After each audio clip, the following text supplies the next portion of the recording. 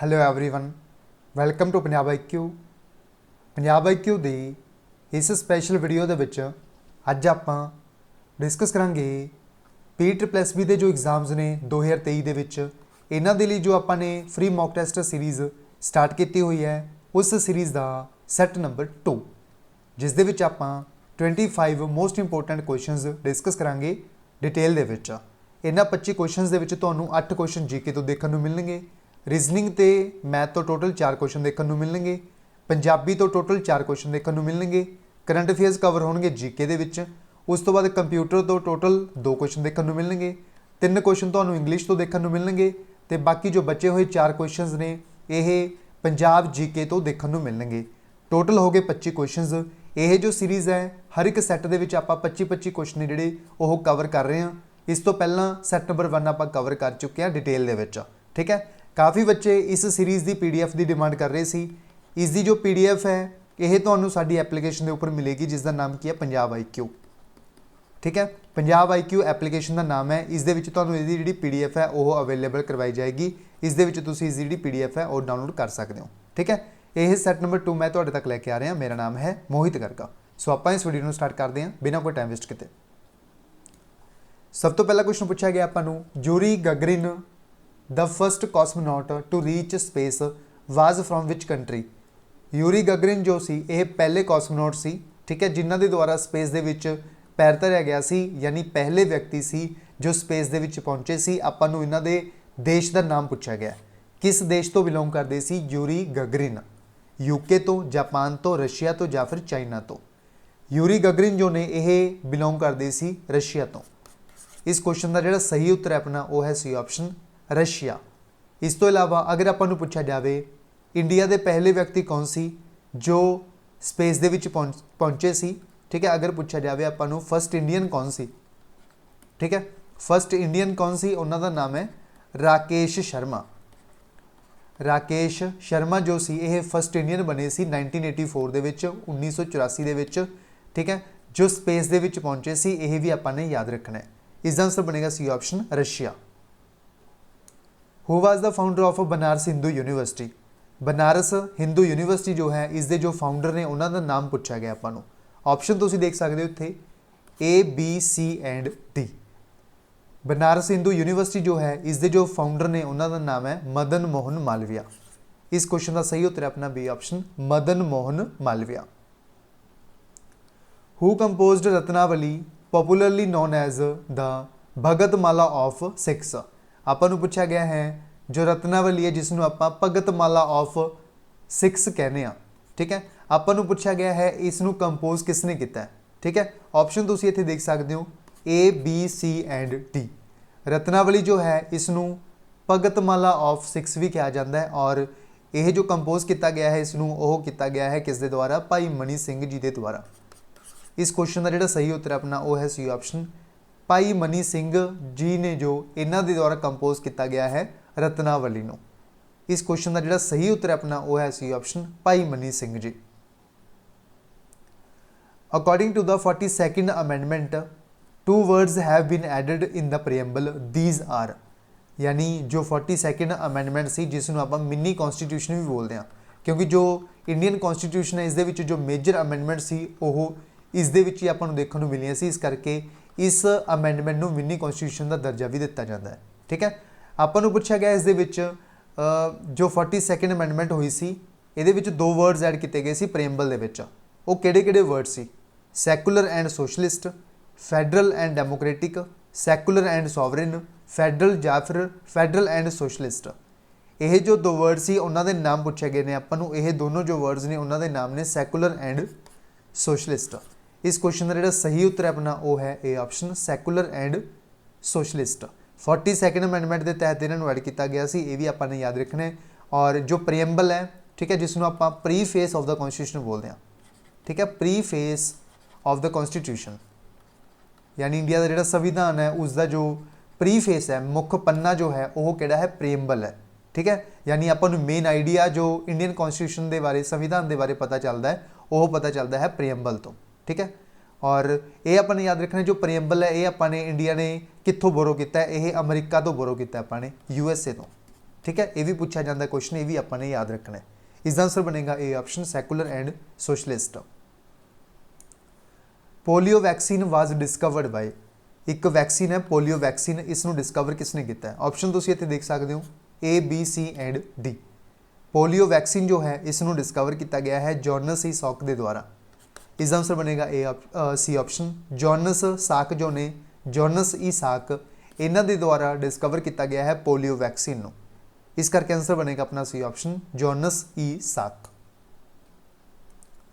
National defence academy is situated at, national defence academy है यह कित्थे लोकेटेड है? खड़कवासला दे विच, न्यू दिल्ली दे विच, वैलिंगटन दे विच, या फिर देहरादून दे विच?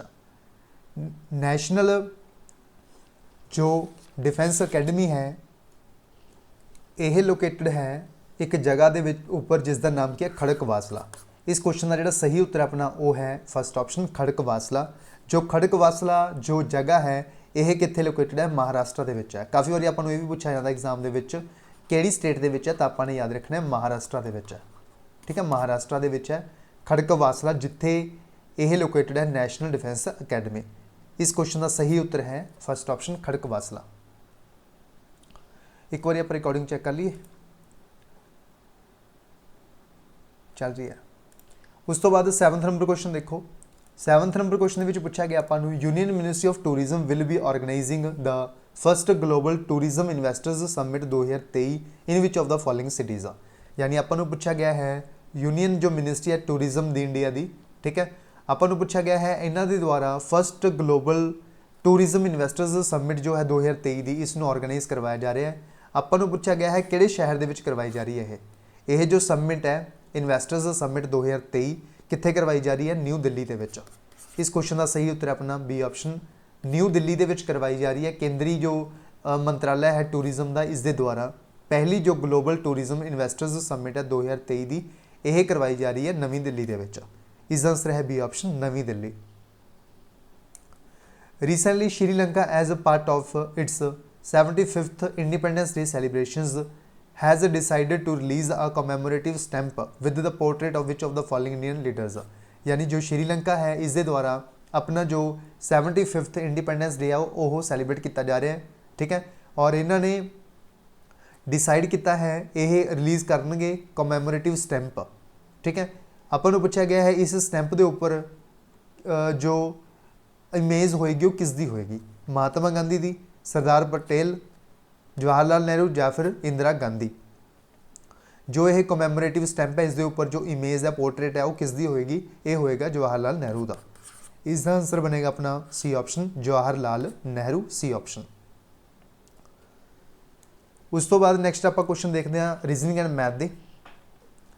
9th नंबर क्वेश्चन में आपको क्या गया है, walking eight 4 kilometre per hour a person reaches his office 5 minutes late. यानी एक व्यक्ति है जो 4 किलोमीटर प्रति घंटे के हिसाब के स्पीड के चलता है तो वह ऑफिस के 5 मिनट लेट पहुँचता है। मतलब की है इसका 4 किलोमीटर प्रति घंटा गया, ठीक है, तो कितने मिनट लेट पहुँचा? 5 मिनट लेट पहुँचा। ठीक है, उस तो बाद उसने जो स्पीड है अपनी वह वधाती। ठीक है, 4 तो कितनी करती? 5 किलोमीटर प्रति घंटा। यानी अगली जो स्पीड है वो कितनी है? 5 किलोमीटर प्रति घंटा। ठीक है, हुण यह 4 मिनट पहला पहुँच जाता है। ठीक है, इत्थे मतलब 5 मिनट लेट सीगा। ठीक है, 5 मिनट लेट सीगा और इत्थे 4 मिनट पहला ही पहुँच गया जो ऑफिस का टाइम सीगा। ठीक है, अगर इन्हों का एलसीएम लीए तो वैल्यू अपने को कितनी आ जाऊगी? 20 आ जाऊगी दोनों का एलसीएम। अगर आप 20 किलोमीटर का डिस्टेंस मान लीए तो 4 किलोमीटर प्रति घंटे के हिसाब के स्पीड के नाल किन्ने घंटिया के पहुँच जूगा? ये पहुँच जूगा 5 घंटिया के। ठीक है, और अगर 5 की स्पीड है तो 4 घंटिया के पहुँच जूगा। इन्होंने दोनों के फर्क कितना? 1 घंटे का। ठीक है, बट इत्थे देखिए अगर आप यह किन्ने फर्क है? 5 मिनट लेट हो रहा सी या फिर 4 मिनट पहला पहुँच गया। मतलब टोटल जो समय का फर्क है वो कितना है? 9 मिनट्स का। ठीक है, इत्थे वैल्यू कितनी है? 1 घंटा यानी 60 मिनट। 60 मिनटों आप इक्वेट कर देंगे किस 9 मिनट्स के नाल। ठीक है, यानी 60 मिनटों आप बना देंगे 9 मिनट। ठीक है, 60 मिनटों 9 मिनट बनाने के लिए किन्ने मल्टीप्लाई करना पऊगा? 9 के नाल, 9/60 के नाल। ठीक है, 60 के नाल 60 कैंसल तो इतने वैल्यू कितनी आ गई? 9 minutes.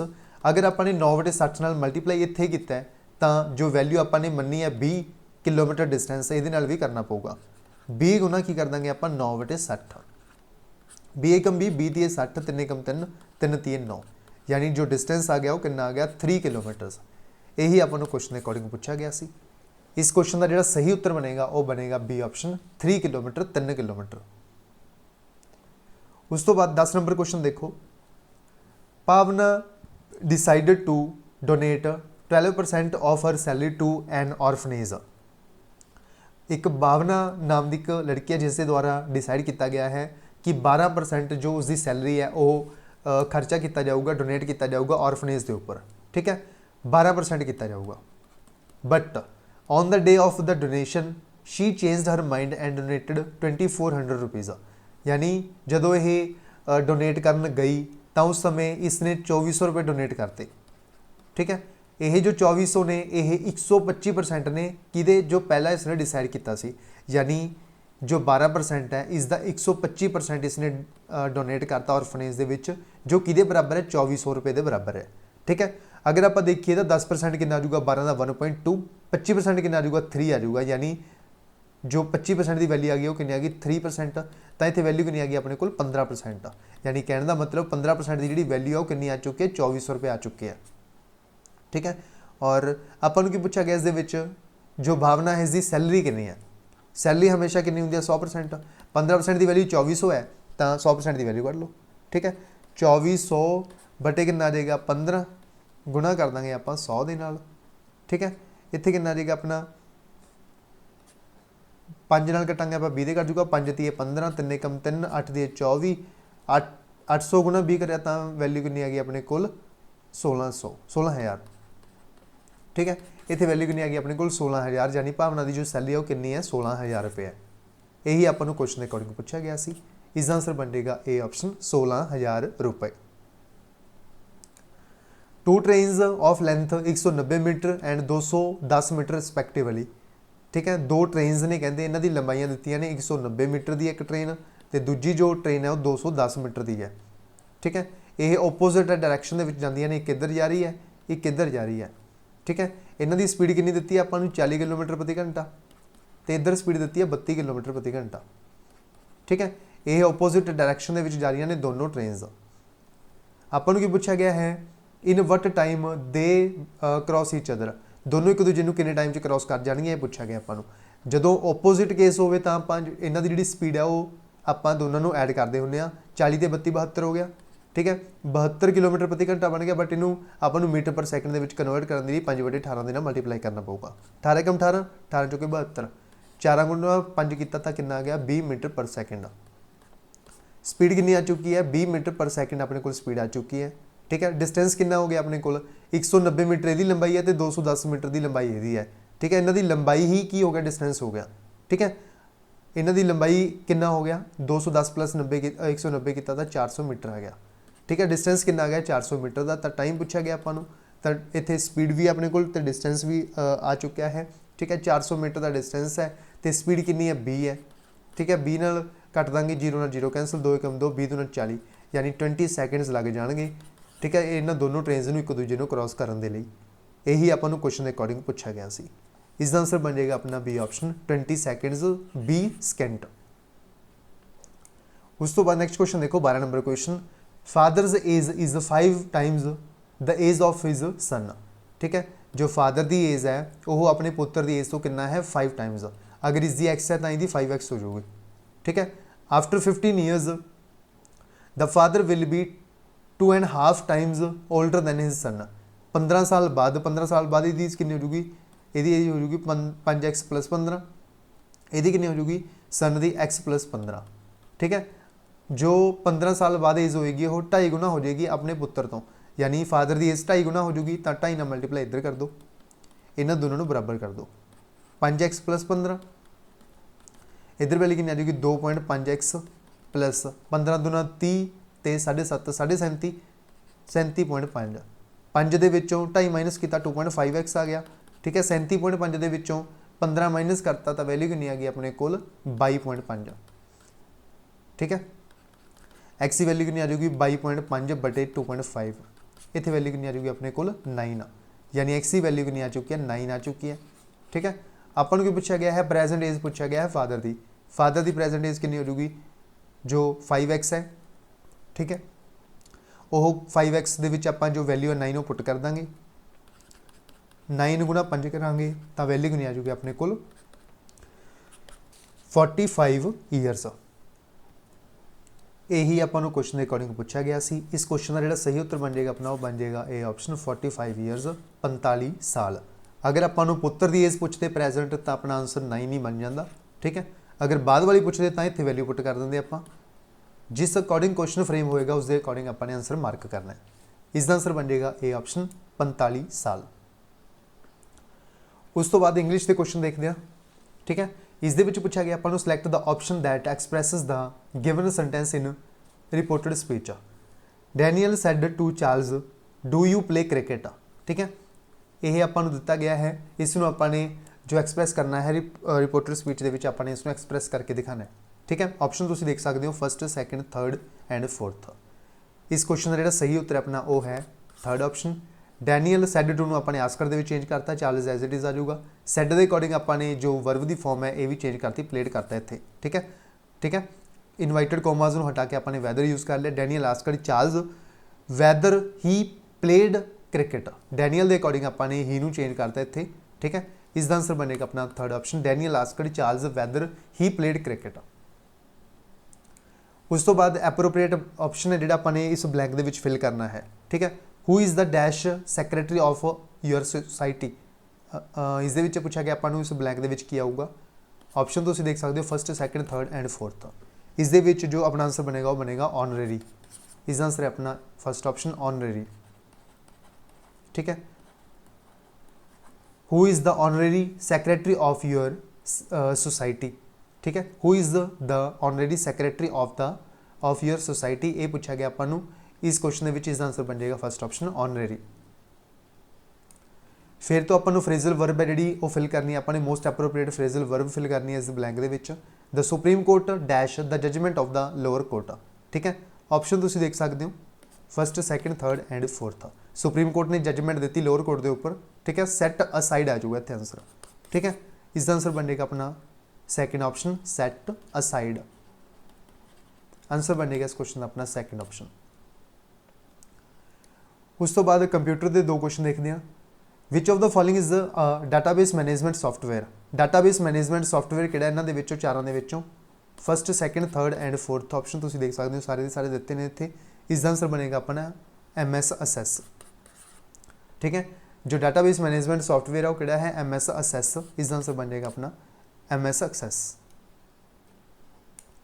In MS Excel 2019 which of the following pair of function type is correct, ठीक है। NPER, ठीक है, यह मैच किया गया है मैथ एंड ट्रिग्नोमैट्री के नाल ते नाउ डेट एंड टाइम के नाल रिलेटेड किया गया। अपन पूछा गया है कि पेयर ऑफ करैक्ट है, जो पेयर ऑफ फंक्शन है करैक्ट है, ठीक है।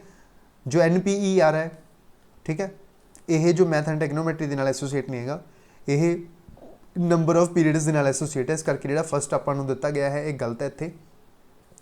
NPER की फुल फॉर्म ही वैसे होंगी है नंबर ऑफ पीरियड्स, ठीक है। हो सकता है तुहानूं किसी पेपर के पूछी जाए नंबर ऑफ पीरियड्स, ठीक है। मतलब ट्रिग्नोमैट्री के मैथ के फंक्शन लिए यूज़ नहीं करते आप इसनों NPER नूं। नाउ बिल्कुल सही है, डेट एंड टाइम इस द फंक्शन होंगे नाउ का, ठीक है। यानी आंसर बनेगा अपना ओनली सैकेंड इज करैक्ट, ठीक है। आंसर बनेगा अपना C option only second is correct. उस तो बाद नैक्सट देखते हैं आप जो पंजाब GK के क्वेश्चनस ने उन्होंने डिस्कस करते हैं। Who was the last premier of united Punjab, यानी संयुक्त पंजाब जो सी यूनाइटेड पंजाब इसके जोड़े लास्ट प्रीमियर से उन्होंने नाम पूछा गया, ठीक है। ऑप्शन तुम देख सकते हो उत्थे A, B, C and D। जो लास्ट प्रीमियर से यूनाइटेड पंजाब के उन्होंने नाम की है, उन्होंने नाम है खिजर हयात खान। इस क्वेश्चन का सही उत्तर है अपना सी ऑप्शन खिजर हयात खान। उस तो बाद नैक्सट क्वेश्चन देखो 19 number question. The Patiala gharana is associated with music, wrestling, architecture या फिर कसीना। जो पटियाला घराना है यह एसोसीएट है किहदे नाल, यह एसोसीएट है म्यूजिक के नाल। इस करके आंसर बनेगा ए ऑप्शन म्यूजिक, संगीत। उस तो बाद 20 नंबर क्वेश्चन देखो। Doctor Gopi Chand Bhargava was the first chief minister of Punjab after the independence from 1947 to 1949। Who is the second chief minister of Punjab, ठीक है। 1947 तो लैके 1949 तक, ठीक है। ਆਪਾਂ ਨੂੰ ਪੁੱਛਿਆ ਗਿਆ ਹੈ ਇਸ ਦੇ ਵਿੱਚ ਫਸਟ ਸੀਐਮ ਜੋ ਸੀ ਗੋਪੀ ਚੰਦ ਭਾਰਗਵ ਸੀ, ਠੀਕ ਹੈ। ਉਹਨਾਂ ਤੋਂ ਬਾਅਦ 1947 ਤੋਂ ਲੈ ਕੇ 1949 ਤੱਕ ਮੁੱਖ ਮੰਤਰੀ ਬਣੇ ਸੀ ਸੈਕਿੰਡ ਚੀਫ ਮਿਨਿਸਟਰ, ਠੀਕ ਹੈ। ਉਹਨਾਂ ਦਾ ਨਾਮ ਕੀ ਹੈ, ਯਾਨੀ ਦੂਸਰੇ ਜੋ ਮੁੱਖ ਮੰਤਰੀ ਬਣੇ ਸੀ ਗੋਪੀ ਚੰਦ ਭਾਰਗਵ ਤੋਂ ਬਾਅਦ ਉਹਨਾਂ ਦਾ ਨਾਮ ਕੀ ਹੈ, ਠੀਕ ਹੈ। ਰਾਮ ਕ੍ਰਿਸ਼ਨ ਹੈ, ਪ੍ਰਤਾਪ ਸਿੰਘ ਕੈਰੋਂ, ਭੀਮ ਸੈਨ ਸਚਾਰ ਜਾਂ ਫਿਰ ਜਸਟਿਸ ਗੁਰਨਾਮ ਸਿੰਘ। ਇਹਨਾਂ ਦਾ ਨਾਮ ਹੈ ਭੀਮ ਸੈਨ। ਜੋ ਭੀਮ ਸੈਨ ਨੇ ਇਹ ਬਣੇ ਸੀ ਦੂਸਰੇ ਮੁੱਖ ਮੰਤਰੀ ਪੰਜਾਬ ਦੇ, ਤੇ ਪਹਿਲੇ ਕੌਣ ਸੀ, ਗੋਪੀ ਚੰਦ ਭਾਰਗਵ। ਇਸ ਦਾ ਆਂਸਰ ਬਣੇਗਾ ਸੀ option Bhim Sen ਸਚਾਰ। Which Guru Sahib ji started the tradition of ਮੱਲ ਅਖਾੜਾਸ, ਠੀਕ ਹੈ। ਯਾਨੀ ਕਿਹੜੇ ਗੁਰੂ ਸਾਹਿਬ ਸੀ ਜਿਨ੍ਹਾਂ ਦੇ ਦੁਆਰਾ ਸਟਾਰਟ ਕੀਤਾ ਗਿਆ ਸੀ ਟ੍ਰੈਡੀਸ਼ਨ ਮੱਲ ਅਖਾੜਾ ਟ੍ਰੈਡੀਸ਼ਨ। ਆਪਸ਼ਨ ਤੁਸੀਂ ਦੇਖ ਸਕਦੇ ਹੋ ਗੁਰੂ ਅਮਰਦਾਸ ਜੀ, ਗੁਰੂ ਨਾਨਕ ਦੇਵ ਜੀ, ਗੁਰੂ ਅੰਗਦ ਦੇਵ ਜੀ ਜਾਂ ਫਿਰ ਗੁਰੂ ਰਾਮਦਾਸ ਜੀ। ਜੋ ਮੱਲ ਅਖਾੜਾ ਸਿਸਟਮ ਹੈ ਕਿਹੜੇ ਸਿੱਖ ਗੁਰੂ ਜੀ ਦੇ ਦੁਆਰਾ ਸਟਾਰਟ ਕੀਤਾ ਗਿਆ ਸੀ, ਇਹ ਸਟਾਰਟ ਕੀਤਾ ਗਿਆ ਸੀ ਸ਼੍ਰੀ ਗੁਰੂ ਅੰਗਦ ਦੇਵ ਜੀ ਦੇ ਦੁਆਰਾ। ਇਸ ਦਾ ਆਂਸਰ ਬਣੇਗਾ ਆਪਣਾ ਸੀ ਆਪਸ਼ਨ ਸ਼੍ਰੀ ਗੁਰੂ ਅੰਗਦ ਦੇਵ ਜੀ। ਤਵਰਗ ਕਿਹੜੇ ਵਿਅੰਜਨ ਹਨ, ਠੀਕ ਹੈ। ਉਸ ਤੋਂ ਬਾਅਦ 4 ਕੁਐਸਚਨ ਆਪਣੇ ਜਿਹੜੇ ਪੰਜਾਬੀ ਦੇ ਨੇ ਉਹਨਾਂ ਨੂੰ ਡਿਸਕਸ ਕਰਦੇ ਹਾਂ ਆਪਾਂ। ਤਵਰਗ ਕਿਹੜੇ ਵਿਅੰਜਨ ਹਨ, ਕੰਠੀ, ਨਾਸਕੀ, ਦੋਹੰਠੀ ਜਾਂ ਫਿਰ ਦੰਤੀ, ਠੀਕ ਹੈ। ਜੋ ਤਵਰਗ ਨੇ ਕਿਹੜੇ ਵਿਅੰਜਨ ਹੁੰਦੇ ਨੇ ਇਹ ਪੁੱਛਿਆ ਗਿਆ ਆਪਾਂ ਨੂੰ ਇਸ ਕੁਐਸਚਨ ਦੇ ਵਿੱਚ। ਤਵਰਗ ਜੋ ਵਿਅੰਜਨ ਹੁੰਦੇ ਨੇ ਉਹ ਕਿਹੜੇ ਹੁੰਦੇ ਨੇ, ਉਹ ਹੁੰਦੇ ਨੇ ਦੰਤੀ। ਇਸ ਕਰਕੇ ਆਂਸਰ ਬਣੇਗਾ ਆਪਣਾ ਇਸ ਕੁਐਸਚਨ ਦਾ ਡੀ ਆਪਸ਼ਨ ਦੰਤੀ। ਇਸ ਦੇ ਵਿੱਚ ਆਪਾਂ ਨੇ ਵੀ ਯਾਦ ਰੱਖਣਾ ਹੈ ਕਿਹੜੇ ਕਿਹੜੇ ਤਵਰਗ ਹੁੰਦੇ ਨੇ ਜਾਂ ਫਿਰ ਦੰਤੀ ਹੁੰਦੇ ਨੇ। ਇਹ ਟੋਟਲ 5 ਨੇ। ਕਿਹੜੇ ਕਿਹੜੇ, ਤੱਤਾ, ਥੱਥਾ, ਤੱਤਾ ਥੱਥਾ, ਉਸ ਤੋਂ ਬਾਅਦ ਦੱਦਾ, ਫਿਰ ਧੱਦਾ ਤੇ ਫਿਰ ਨੰਨਾ। ਇਹ 5 ਕੀ ਨੇ, ਦੰਤੀ ਵਿਅੰਜਨ ਜਾਂ ਫਿਰ ਇਹਨਾਂ ਨੂੰ ਆਪਾਂ ਤਵਰਗ ਵੀ ਕਹਿੰਦੇ ਹਾਂ। ਇਸ ਦਾ ਆਂਸਰ ਬਣੇਗਾ ਡੀ ਆਪਸ਼ਨ ਦੰਤੀ। ਜਿਹੜੇ ਪ੍ਰਣਾਮ ਕਿਸੇ ਦੂਰ ਨੇੜੇ ਦੀ ਦਿਸਦੀ ਚੀਜ਼ ਵੱਲ ਇਸ਼ਾਰਾ ਕਰਨ ਲਈ ਵਰਤੇ ਜਾਣ ਉਹਨਾਂ ਨੂੰ ਕੀ ਕਹਿੰਦੇ ਹਨ।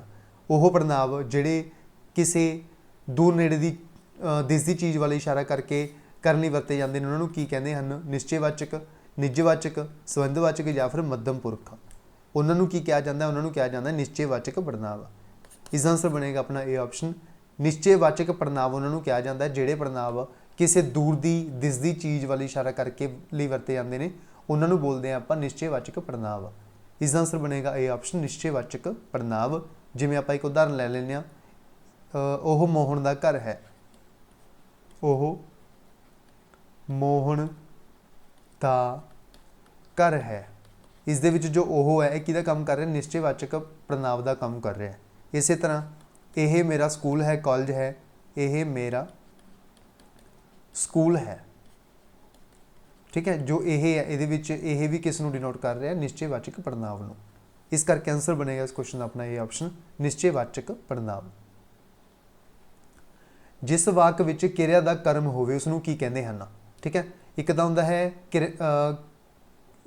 ਕਿਰਿਆ ਦਾ ਕਰਮ ਰਹਿਤ, ਇੱਕ ਹੁੰਦਾ ਹੈ ਕਰਮ ਸਹਿਤ, ਠੀਕ ਹੈ। ਇਹਦੇ ਵਿੱਚ ਪੁੱਛਿਆ ਗਿਆ ਆਪਾਂ ਨੂੰ ਕਿਰਿਆ ਦਾ ਜਦੋਂ ਕਰਮ ਹੋਵੇ, ਠੀਕ ਹੈ, ਉਸ ਨੂੰ ਕੀ ਕਹਿੰਦੇ ਹਨ। ਅਕਰਮਕ ਕਿਰਿਆ, ਸਕਰਮਕ ਕਿਰਿਆ, ਮੁੱਖ ਕਿਰਿਆ ਜਾਂ ਫਿਰ ਸਹਾਇਕ ਕਿਰਿਆ, ਠੀਕ ਹੈ। ਇਸ ਦਾ ਜੋ ਆਂਸਰ ਬਣੇਗਾ ਉਹ ਬਣੇਗਾ ਸਕਰਮਕ ਕਿਰਿਆ।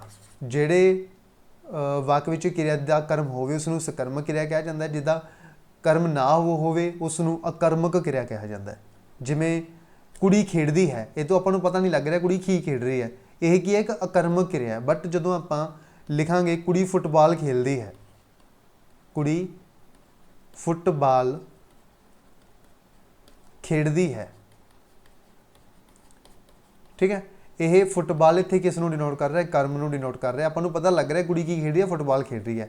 ਜਿਵੇਂ ਆਪਾਂ ਨੇ ਲਿਖਤਾ ਕੁੜੀ ਖੇਡਦੀ ਹੈ, ਆਪਾਂ ਨੂੰ ਨਹੀਂ ਪਤਾ ਕੀ ਖੇਡਦੀ ਹੈ, ਠੀਕ ਹੈ, ਕੁੜੀ ਖੇਡਦੀ ਹੈ। ਬਟ ਇੱਥੇ ਆਪਾਂ ਨੂੰ ਪਤਾ ਲੱਗ ਗਿਆ ਕੁੜੀ ਫੁੱਟਬਾਲ ਖੇਡਦੀ ਹੈ, ਇਹ ਕਿਸ ਨੂੰ ਡਿਨੋਟ ਕਰ ਰਿਹਾ, ਕਰਮ ਨੂੰ ਡਿਨੋਟ ਕਰਦਾ ਹੈ। ਜਿਵੇਂ ਰਾਮ ਪੜ੍ਹਦਾ ਹੈ, ਬਟ ਜਦੋਂ ਆਪਾਂ ਲਿਖ ਦਾਂਗੇ ਰਾਮ ਕਿਤਾਬ ਪੜ੍ਹਦਾ ਹੈ, ਰਾਮ ਪੁਸਤਕ ਪੜ੍ਹਦਾ ਹੈ, ਠੀਕ ਹੈ। ਆਪਾਂ ਨੂੰ ਇਹ ਪਤਾ ਲੱਗ ਜਾਂਦਾ ਇੱਥੋਂ ਵੀ ਕਿੱਥੋਂ ਕੀ ਪੜ੍ਹ ਰਿਹਾ, ਉਹ ਪੁਸਤਕ ਪੜ੍ਹ ਰਿਹਾ, ਤਾਂ ਇਹ ਕਰਮ ਨੂੰ ਡਿਨੋਟ ਕਰਦਾ ਹੈ। ਇਸ ਕਰਕੇ ਆਂਸਰ ਬਣੇਗਾ ਇਸ ਕੁਐਸਚਨ ਦਾ ਆਪਣਾ ਸਕਰਮਕ ਕਿਰਿਆ। ਸਕਰਮਕ ਕਿਰਿਆ ਉਹ ਹੁੰਦੀ ਹੈ ਜਿਹਦੇ ਵਿੱਚ ਕਰਮ ਹੁੰਦਾ ਹੈ, ਅਕਰਮਕ ਕਿਰਿਆ ਉਹ ਹੁੰਦੀ ਹੈ ਜਿਹਦੇ ਵਿੱਚ ਕਰਮ ਨਹੀਂ ਹੁੰਦਾ, ਠੀਕ ਹੈ। ਆਂਸਰ ਬਣੇਗਾ ਇਸ ਕੁਐਸਚਨ ਦਾ ਬੀ ਆਪਸ਼ਨ। ਉਸ ਤੋਂ ਬਾਅਦ ਨੈਕਸਟ ਕੁਐਸਚਨ ਦੇਖੋ, ਕੋਨਾ ਚੱਲੀ ਬਾਬਾ ਤਿਹਾਈ ਅਖਾਣ ਦਾ ਅਰਥ ਕੀ ਹੈ। ਬਹੁਤ ਪਿਆਸ ਲੱਗਣਾ, ਡੇਰੇ ਤੇ ਜਾਣ ਦਾ ਸਮਾਂ ਨਾ ਮਿਲਣਾ, ਛੇਤੀ ਥੱਕ ਜਾਣਾ, उस तो बाद कम काहली मुकाउण दी कोशिश करना। कोना चली बाबा तिहाई, यह जो अखान है इसका जो मतलब है वह है छेती थक जाना। ठीक है, उस व्यक्ति के लिए आप यूज़ करते हैं यह जो अखान है, जो बंदा छेती थक जाता उसके लिए आप जो अखान है वो यूज़ करते हैं, वरतते हैं। कोना चली बाबा तिहाई, इसका आंसर बनेगा अपना सी ऑप्शन छेती थक जाना। सो ये सी अपना PSSB के लिए जो अपनी free mock test series start की हुई है उसका सैट नंबर 2। ठीक है, काफ़ी बच्चे इस जो यह सीरीज़ है, ठीक है, जो फ्री मॉक टेस्ट सीरीज़ आपने स्टार्ट की हुई है यदि PDF की डिमांड कर रहे सी। PDF के लिए तो साड़ी जी एप्लीकेशन है वो इंस्टॉल करनी पऊगी जिसका नाम की है Punjab IQ। Punjab IQ app के ये जो ऐप जो वीडियोज़ आप डिस्कस कर रहे हैं सैट्स, इन्हों की जो PDFs ने वो इस ऐप के ही अवेलेबल करवाई जाएगियाँ। ठीक है, तुम ऐप में इंस्टॉल कर सकते हो पंजाब IQ प्ले स्टोर तो, ये जी PDFs ने सारिया मिल जाएगियाँ। ठीक है, इस तो इलावा PSSB का तो पता है हुण सारिਆਂ की जी एग्जाम डेट है वो लगभग आ चुकी है। कल वीडियो में छड्ड के वीडियो का पेपर है जो री एडवरटाइज हो सकता है उसकी जी बेसिक क्वालिफिकेशन है वो चेंज की जाए, जो एजुकेशन क्वालिफिकेशन है हो सकता है इस जो कंप्यूटर का जोड़ा सर्टिफिकेट है वो ISO वाला जोड़ा है प्रमाणित किया जाए। इस करके वो पेपर की जी डेट है वो हाले तक अनाउंस PSSB ने नहीं की। बाकी सारे की जी सिलेबस है या फिर पेपर की तरीक है वो आ चुकी है, चाहे आप गल करिए पटवारी की, चाहे एक्साइज इंस्पैक्टर की गल करिए, चाहे क्लर्क कम डाटा एंट्री ऑपरेटर की, क्लर्क की, वीडियो की डेट नहीं आई। वैसे सिलेबस जोड़ा है वो सेम ही रहूगा, वीडियो के सिलेबस के कोई चेंज नहीं देखा जाऊगा, बट जो ये वीडियो का पेपर है री एडवरटाइज जरूर हो सकता है। ठीक है, हुण आपां पता है जो पटवारी का पेपर है यह स्टार्ट होने जा रहे हैं। ठीक है, 14 मई तो जोड़े पेपर्स ने PSSB ने वो लैने स्टार्ट करने ने। हुण अपने कोल 1 महीना ही बचा इन्हां पेपरों की तैयारी करने के लिए। अगर आप गल करिए पूरे के पूरे कंटेंट को कवर करने के लिए तो आप नहीं कर सकते। ठीक है, पूरा कंटेंट, पूरा मैथ, पूरा रीजनिंग, पूरी सारा कंटेंट आप कवर नहीं कर सकते, इन्ना टाइम अपने को नहीं है कि आप कल्ले सबजैक्ट को डिटेल के कवर कर सकीए। घट्टो घट्ट आपको 6 महीने चाहिए ने सारे कंटेंट को कवर करने के लिए डिटेल के। इसलिए साडे द्वारा एक बेस्ट सोल्यूशन है जोड़ा वो लभ्या गया है। सब तो जो इंपोर्टेंट MCQs ने वो साडे द्वारा प्रिपेयर किए गए हैं। ठीक है, 5100 प्लस जोड़े MCQs ने वो अवेलेबल करवाए जाएंगे तो बिल्कुल नॉमिनल अमाउंट के उपर जोड़े ये MCQs ने वो प्रोवाइड किए जाएंगे। ठीक है, इस GK के मिलने टोटल 2500 क्वेश्चन, जिस दे विच करंट अफेयर्स भी इनकलूड होंगे। जो करंट अफेयर्स होंगे इन्हां दी नाल तुहानूं वीडियो एक्सप्लेनेशन भी मिलेगी। ठीक है, जिन्ने भी करंट अफेयर्स के MCQs करवाए होंगे ये इस MCQ सीरीज़ के विच 5100 प्लस सीरीज़ के विच, ठीक है, वीडियो एक्सप्लेनेशन भी तुहानूं नाल ही शेयर की जाऊगी इन MCQs के नाल। उस तो बाद रीजनिंग ते मैथ के टोटल जिहड़े क्वेश्चन ने वो 600 क्वेश्चन होंगे। ये जो रीजनिंग ते मैथ है इन्हां दे भी तुहानूं नाल ही वीडियो एक्सप्लेनेशन दी जाऊगी। ठीक है, इन्हां दी भी वीडियो एक्सप्लेनेशन नाल ही शेयर की जाऊगी तुहानूं। ठीक है, लॉजिकल रीजनिंग ते मैंटल एबिलिटी दे जो क्वेश्चन ने 600 उन्हां दी। उस तो बाद पंजाब GK के मोस्ट इंपोर्टेंट क्वेश्चन होंगे 500, पंजाबी व्याकरण के 300 क्वेश्चन होंगे सब तो इंपोर्टेंट, इंग्लिश के 300 क्वेश्चन होंगे तो कंप्यूटर के टोटल 1000 क्वेश्चन होंगे। टोटल अगर आप इन्हों मिला दीए तो 51-5200 क्वेश्चन बनते हैं। ठीक है, बट हो सकता है 200-400 क्वेश्चन वध ही हो। ठीक है, हो सकता है 5500 क्वेश्चन हो, 6000 के आसे पासे जोड़े क्वेश्चन ने हो सकते हैं। ठीक है, 6000 तक जोड़े क्वेश्चन ने वो इस सीरीज़ के विच स्पैशल MCQ सीरीज़ के विच अवेलेबल करवाए जाएंगे। ये जो क्वेश्चन ने बिल्कुल एग्जाम ओरिएंटेड होंगे। जिन्हें भी प्रीवियस पेपर के क्वेश्चन पूछे गए हैं वो आपने सारे ही इनकलूड कर ले ने इन MCQs के विच। ठीक है, हुण अगर आप गल करिए पूरा कंटेंट कवर करने की तो आप नहीं कर सकते 1 महीने के कवर, बट जो इंपोर्टेंट है उसनों आप जरूर कवर कर सकते हैं। जिन्ना भी इंपोर्टेंट कंटेंट है वो आपने सारा कवर करके पाया है इन्हां MCQs के विच। ठीक है, हुण आप गल करते हैं किस तरह तुसीं इन्हां नूं परचेज कर सकते हो। ठीक है, वैसे इन्हां दी कीमत है 1000 रुपया, 1000 रुपीज़, बट जो पहले 250 बच्चे ने, ठीक है, इन्हां नूं जिहड़ी डिस्काउंट है 500 रुपये का प्रोवाइड किया जाऊगा। इन्हां 250 दे विचों 100 प्लस जिहड़े स्टूडेंट्स ने वो पूरे हो चुके हैं। जो अपने लास्ट वीडियो पाई सी, पहली वीडियो फस्ट मॉक टेस्ट वाली, ਉਸ ਦੇ ਵਿੱਚੋਂ 100 ਬੱਚੇ ਨੇ ਜਿਹੜੇ ਉਹ ਪੂਰੇ ਹੋ ਚੁੱਕੇ ਨੇ ਆਪਣੇ, ਠੀਕ ਹੈ। 250 ਬੱਚੇ ਬਹੁਤ ਹੀ ਜਲਦੀ ਪੂਰੇ ਹੋ ਜਾਣਗੇ। ਜਿਹੜੇ ਬੱਚੇ ਪਰਚੇਸ ਕਰਨਾ ਚਾਹੁੰਦੇ ਨੇ ਜਲਦੀ ਤੋਂ ਜਲਦੀ 50% ਜੋ ਡਿਸਕਾਊਂਟ ਹੈ ਉਹ ਲੈ ਸਕਦੇ ਨੇ। ਤੁਹਾਨੂੰ ਇਹ ਜੋ 6000 ਦੇ ਅਰਾਊਂਡ ਜਿਹੜੇ ਕੁਐਸਚਨਸ ਨੇ ਇਹ ਤੁਹਾਨੂੰ ਸਿਰਫ ਔਰ ਸਿਰਫ 500 ਰੁਪਏ ਦੇ ਵਿੱਚ ਅਵੇਲੇਬਲ ਕਰਵਾਏ ਜਾਣਗੇ, ਜਿਸ ਦੇ ਵਿੱਚ ਮੈਥ, ਰੀਜ਼ਨਿੰਗ ਤੇ ਕਰੰਟ ਅਫੇਅਰਸ ਇਹਨਾਂ ਦੀ ਨਾਲ ਤੁਹਾਨੂੰ ਵੀਡੀਓ ਐਕਸਪਲੇਨੇਸ਼ਨ ਵੀ ਦਿੱਤੀ ਜਾਊਗੀ, ਠੀਕ ਹੈ। ਬਿਲਕੁਲ ਨੋਮੀਨਲ ਫੀਸ ਹੈ, ਹਰ ਇੱਕ ਬੱਚਾ ਪੇ ਕਰ ਸਕਦਾ ਹੈ, ਕਿਉਂਕਿ ਆਪਾਂ ਨੇ 21,000 ਰੁਪਇਆ ਪੇਪਰ ਦੀ ਫੀਸ ਤੇ ਲਾਇਆ ਹੈ, ਤਾਂ ਆਪਾਂ 500 ਰੁਪਏ ਦੇ ਵਿੱਚ ਬੈਸਟ ਕੰਟੈਂਟ ਹੈ ਜਿਹੜਾ ਉਹ ਪਰਚੇਸ ਕਰਕੇ ਆਪਣੀ ਤਿਆਰੀ ਨੂੰ ਬੂਸਟ ਕਰ ਸਕਦੇ ਹਾਂ, ਠੀਕ ਹੈ। ਬਿਲਕੁਲ ਐਗਜ਼ਾਮ ਓਰੀਐਂਟਡ ਕੰਟੈਂਟ ਹੋਊਗਾ। ਇਸ ਨੂੰ ਪੜ੍ਹ ਕੇ ਆਪਾਂ ਨੇ ਜ਼ਰੂਰ ਜਾਣਾ ਹੈ, ਕਿਉਂਕਿ ਪਹਿਲਾਂ ਵੀ ਆਪਣੇ ਜਿਹੜੇ ਕੰਟੈਂਟ ਦੇ ਵਿੱਚੋਂ ਜਿਹੜੇ ਕੁਐਸਚਨਸ ਨੇ ਡਾਇਰੈਕਟ ਪੇਪਰ ਦੇ ਵਿੱਚ ਦੇਖਣ ਨੂੰ ਮਿਲਦੇ ਨੇ, ਉਸੇ ਤਰ੍ਹਾਂ ਦਾ ਕੰਟੈਂਟ ਆਪਾਂ ਨੇ ਇਸ ਵਾਰ ਫੇਰ ਤਿਆਰ ਕੀਤਾ ਹੈ, ਠੀਕ ਹੈ। ਇਹ ਜੋ ਕੰਟੈਂਟ ਹੈ ਤੁਹਾਨੂੰ ਇੰਗਲਿਸ਼ ਲੈਂਗੁਏਜ ਦੇ ਵਿੱਚ ਮਿਲੂਗਾ, ਇਹ ਗੱਲ ਯਾਦ ਰੱਖਣੀ ਹੈ, ਇੰਗਲਿਸ਼ ਲੈਂਗੁਏਜ ਦੇ ਵਿੱਚ ਮਿਲੂਗਾ। ਪੰਜਾਬੀ ਵਿਆਕਰਨ ਪੰਜਾਬੀ ਦੇ ਵਿੱਚ, ਬਾਕੀ ਸਾਰਾ ਕੰਟੈਂਟ ਇੰਗਲਿਸ਼ ਦੇ ਵਿੱਚ ਮਿਲੂਗਾ, ਠੀਕ ਹੈ। ਉਸ ਤੋਂ ਬਾਅਦ ਇਹ ਜੋ ਕੰਟੈਂਟ ਹੈ ਤੁਹਾਨੂੰ ਇਹ ਮਿਲਣਾ ਸਟਾਰਟ ਹੋ ਜਾਊਗਾ 17 ਤਰੀਕ ਤੋਂ, 17 ਅਪ੍ਰੈਲ ਤੋਂ, ਯਾਨੀ ਮੰਡੇ ਤੋਂ ਤੁਹਾਨੂੰ ਜਿਹੜੇ ਇਹ ਕੰਟੈਂਟ ਹੈ ਇਹ ਸ਼ਾਮ 4 ਵਜੇ ਤੋਂ ਸੈਂਡ ਹੋਣਾ ਸਟਾਰਟ ਹੋ ਜਾਊਗਾ। ਇਸ ਜਿਹੜੀ ਪ੍ਰੀ ਬੁਕਿੰਗ ਉਹ ਸਟਾਰਟ ਹੋ ਚੁੱਕੀ ਹੈ। 100+ ਜਿਹੜੇ ਸਟੂਡੈਂਟਸ ਨੇ ਉਹ ਇਸ ਦੇ ਵਿੱਚ ਆਪਣੇ ਆਪ ਨੂੰ ਬੁੱਕ ਕਰਵਾ ਚੁੱਕੇ ਨੇ ਇਹ MCQ ਸੀਰੀਜ਼ ਦੇ ਵਿੱਚ।